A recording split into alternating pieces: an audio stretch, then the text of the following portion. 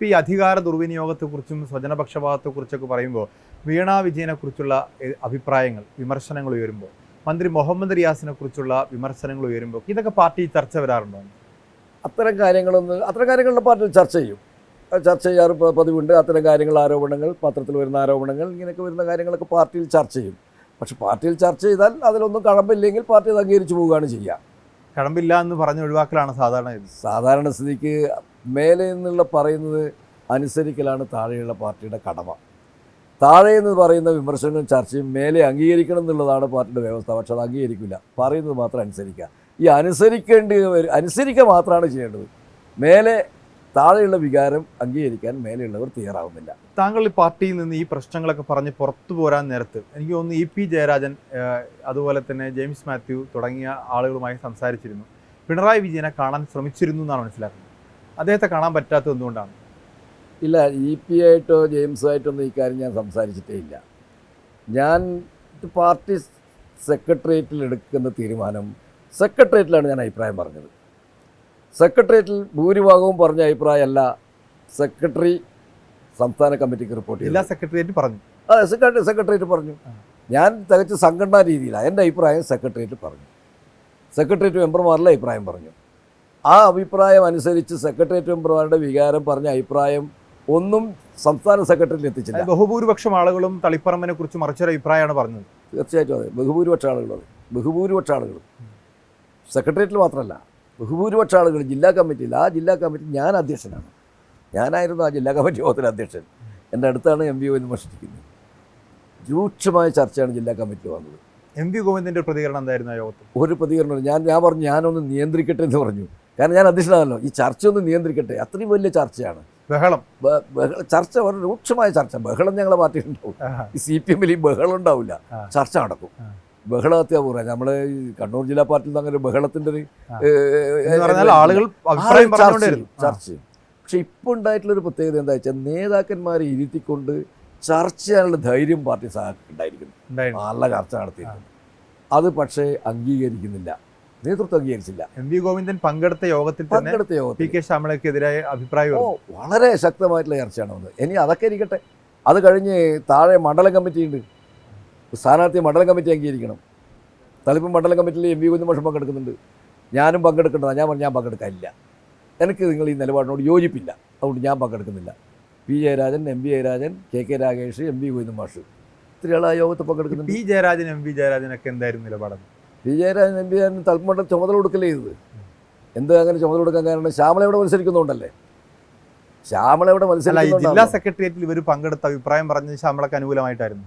ജില്ലാ സെക്രട്ടറിയിൽ അവരെ അഭിപ്രായം പറയേണ്ടതില്ല. സെക്രട്ടറി പ്രപ്പോസൽ വെക്കുകയാണ് ചെയ്യുക.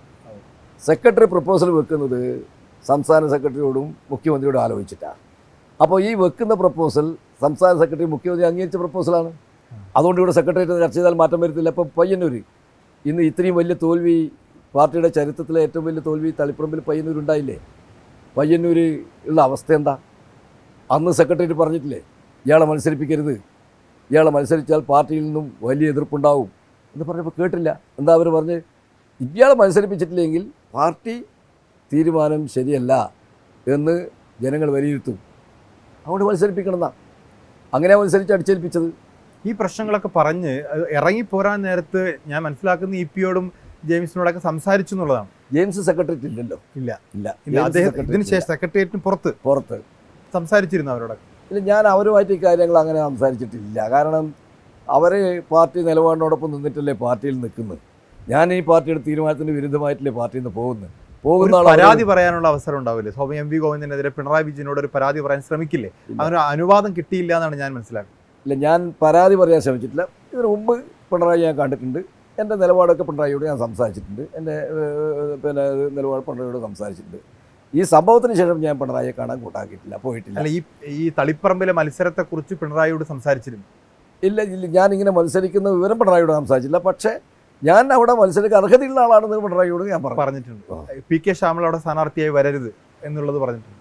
അത് ഞാൻ സെക്രട്ടറിയേറ്റ് പറഞ്ഞിട്ടുണ്ട്. ഞാൻ മാത്രമല്ല, പലരും പറഞ്ഞിട്ടുണ്ട്. ഇപ്പൊ പി കെ ശ്യാമള അല്ലായിരുന്നു, ടി കെ ഗോവിന്ദ മാഷുമല്ല, പി കെ ശ്യാമളയും അല്ല, മറ്റൊരു സ്ഥാനാർത്ഥിയായിരുന്നു അംഗീകരിക്കുമായിരുന്നു? തീർച്ചയായും ഞാൻ മത്സര രംഗത്തേ ഉണ്ടാവില്ല.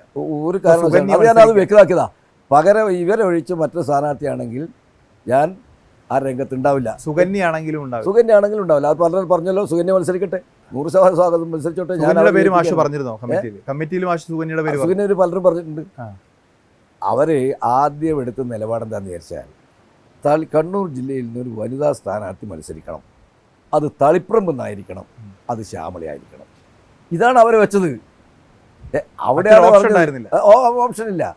അങ്ങനെയാണ് പലരും പല സെക്രട്ടേറിയറ്റ് മെമ്പർ പറഞ്ഞു അങ്ങനെയാണ് വനിത മത്സരിക്കണം എന്നുണ്ടെങ്കിൽ, അങ്ങനെ റിസർവേഷനൊന്നും ഇല്ലല്ലോ. എന്നാൽ പാർട്ടി അങ്ങനെ പറയുന്നുണ്ടെങ്കിൽ വനിത മത്സരിച്ചിട്ട് പക്ഷേ അത് സുകന്യ ആയിക്കൂടെ എന്ന ചോദ്യം. എൻ്റെ നിലപാട് ഞാൻ പറഞ്ഞിട്ടുണ്ട്. എൻ്റെ വ്യത്യസ്ത അഭിപ്രായം രേഖപ്പെടുത്തുന്നു പറഞ്ഞു. പക്ഷേ അന്നേരം ജയരാജൻ എന്ന് പറഞ്ഞു അത് വേണ്ട, ഞാൻ നിങ്ങൾ പറഞ്ഞ അഭിപ്രായം ഈയിടെ പറഞ്ഞ അഭിപ്രായങ്ങളെല്ലാം സംസ്ഥാന സെക്രട്ടേറിയറ്റിന് റിപ്പോർട്ട് ചെയ്യാം, എന്നിട്ട് അവിടെ നിന്ന് തീരുമാനം വന്നോട്ടെ. പക്ഷേ എന്താ ഉണ്ടായി? ഈ അഭിപ്രായം ഒന്നും റിപ്പോർട്ട് ചെയ്തില്ല. ശ്യാമളനെ ഏകണ്ഠമായി അംഗീകരിച്ച് റിപ്പോർട്ട് കൊടുത്തു. അവിടെ ഒരു വഞ്ചന നടത്തിയത്. ഈ ശ്യാമളയെ വനിതാ സ്ഥാനാർത്ഥിയെ കൊണ്ടുവരുമ്പോഴേ ശ്യാമളയേക്കാൾ കൂടുതൽ അർഹതയുള്ള ഒരാളായിരുന്നു പി ദിവ്യ. ദിവ്യ പാർട്ടിയിൽ നിന്ന് പുറത്തുപോയി. ഈ ദിവ്യയുടെ പാർട്ടിയിൽ നിന്നുള്ള പുറത്തുപോക്കൊക്കെ ഇതിന് വേണ്ടിയുള്ള ഒരു കളമൊരുക്കലായിരുന്നു എന്ന് ചർച്ചയുണ്ട്. ദിവ്യയൊക്കെ പുറത്തു പോകാനുള്ള ഇടയാക്കിയത്.